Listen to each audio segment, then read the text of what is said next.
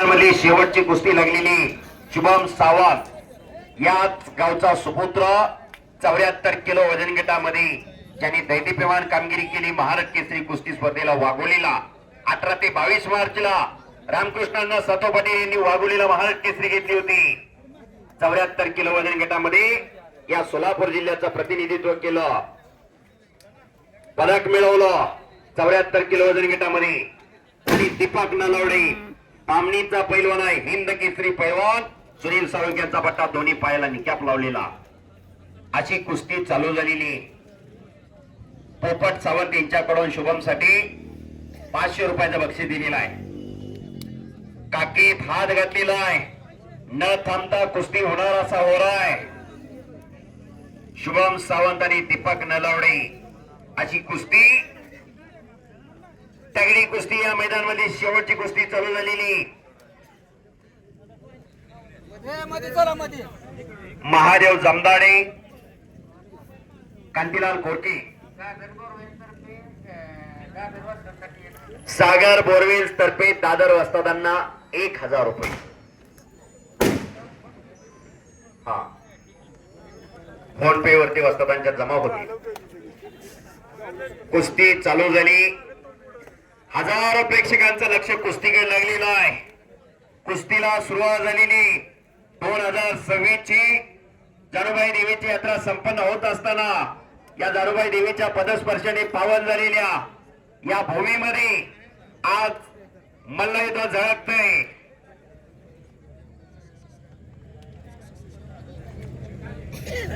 हरिदास तळेकर तात्या मच्छी यांच्याकडून शुभम सावंत पैलवानसाठी 1000 रुपयाचं बक्षीस।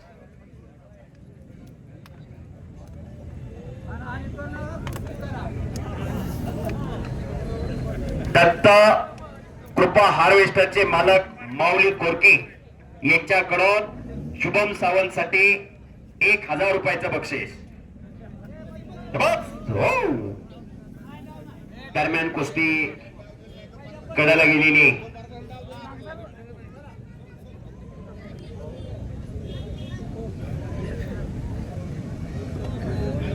यादव सर गोटे यांच्याकडून शुभम साठी 500 रुपयाचं बक्षीस दिलेलं आहे। कुस्ती चालू आहे, लक्ष्यावर लक्ष लागलेलं आहे। शेवटची कुस्ती चालू आहे या मैदान मधली। पैलवान कुस्ती करा हो। आणि शिंगवाले आता सावधच बसा। तानाजी मिस्किन यांच्याकडून शुभम साठी 100 रुपयाचं बक्षीस। सौरभ मिस्किनचे पिताश्री 100 रुपयाचं बक्षीस दिलेलं आहे।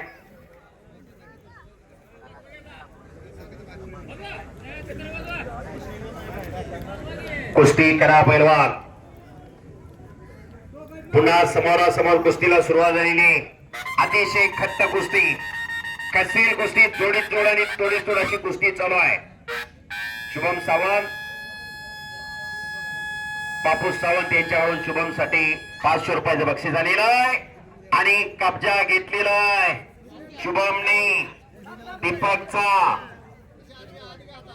काका पवार, गोविंद पवार यांच्याकडे सराव करणारा आंतरराष्ट्रीय क्रीडा संकुलाला या गावचा सुपुत्र शुभम सावंत आणि दीपक नलवडे हा पामणीला सराव करतो। सांगोल्याजवळ पामणी नावाचं गाव आहे।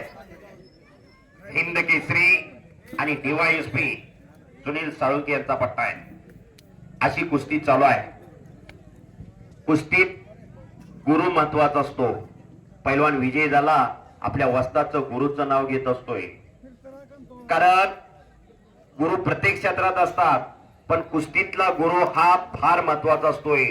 गुरु शिवाय विद्या कुस्तीत सजासजी अवगत होत नाही।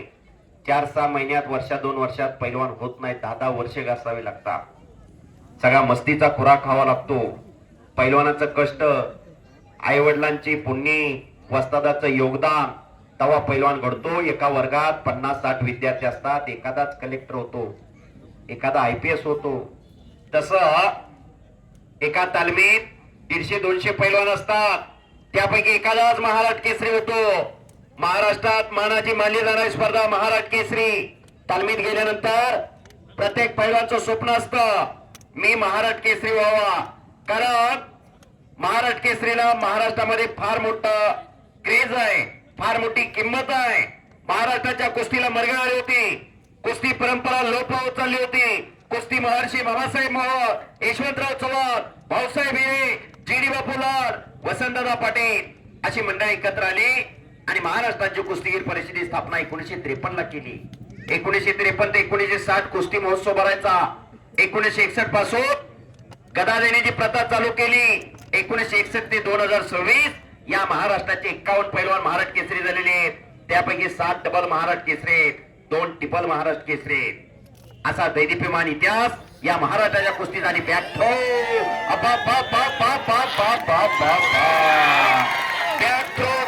शुभम सावंत विजय. दत्तकृपा हार्वेस्टरचे मालक माऊली कोटके यांच्याकडून 1000 रुपये बक्षीस शुभम सने. हलगीवाले जरा थांबा, गावचा सुपुत्र विजय झालेला आहे, त्याला बक्षीस होऊ द्या.